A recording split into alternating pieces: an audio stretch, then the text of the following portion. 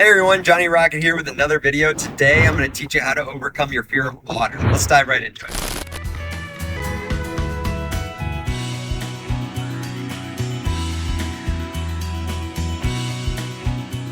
I like to start in the shower when we do this because many of you who don't like water on your face oftentimes don't like water on your face even in a shower or a bathtub or a sink.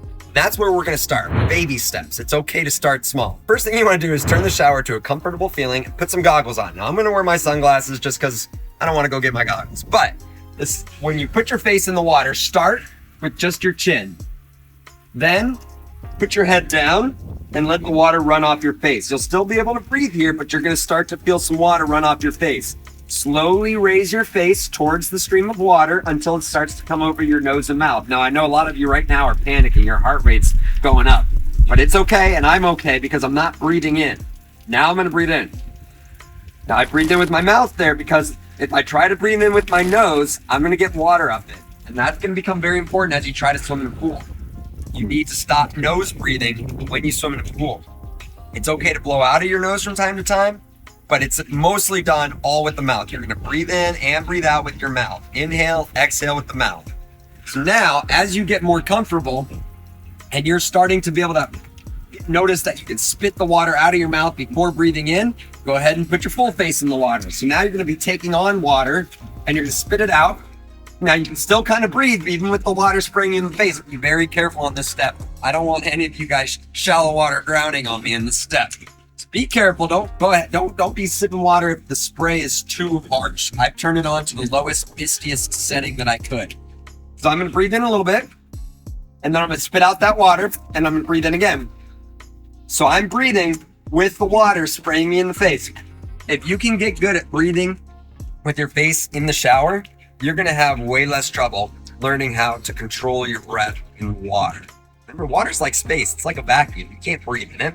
So you're gonna have to be airtight. You're gonna have to take a deep breath.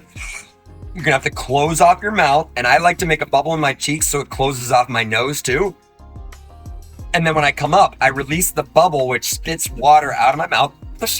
And then I breathe in really quickly. Okay? And I'm always keeping my tank 3/4 to half to a full tank, full of air. Okay, I never let my air tank go below half real, unless I'm trying to get water out that's come in unwarranted. Next step is to move on to the hot tub. All right, so now we're here in the hot tub. I would recommend using a sink before you use the hot tub. And when you put your face in the water, just start with your chin. Just gonna dip your chin in, dip your forehead in, maybe dip a cheek in. If you get a little water in your ears, it's gonna tickle. That's okay. It only tickles when you're on your back. Water only tickles in your ears if you're on your back. If you're on your belly, water should not tickle your ears. So when you're near the sink, you're gonna dip different parts of your face in long before we do the mouth or the nose. I would recommend wearing a pair of goggles because when you can see things, it makes everything more calm. When you close your eyes and you're in this darkness, your imagination goes wild. Fears increase, your heart rate increases, panic starts to set in. So wear a pair of goggles so that you can see what's going on. You can keep your eyes open, but you're gonna blow into the water first. Blow on it, blow on the surface, and then blow into it. Clear the water off your face if it's uncomfortable for you, and then blow on it again. See how the water moves when you blow on it, then blow in it. Come up, wipe it off. Keep repeating this process until you're able to blow water out of your mouth, come up, breathe once or twice, and do it again. Okay, it may not happen in one day, may not happen in 1 week, but if you keep practicing it, it will come along. You have to have patience with yourself when you're learning. You have to practice often. Remember, whenever you're learning something new, especially in water, don't get frustrated. Be patient and practice. Coach Mike over at Nitro loves those rules. I think they're great rules. I tell them to my swimmers as well.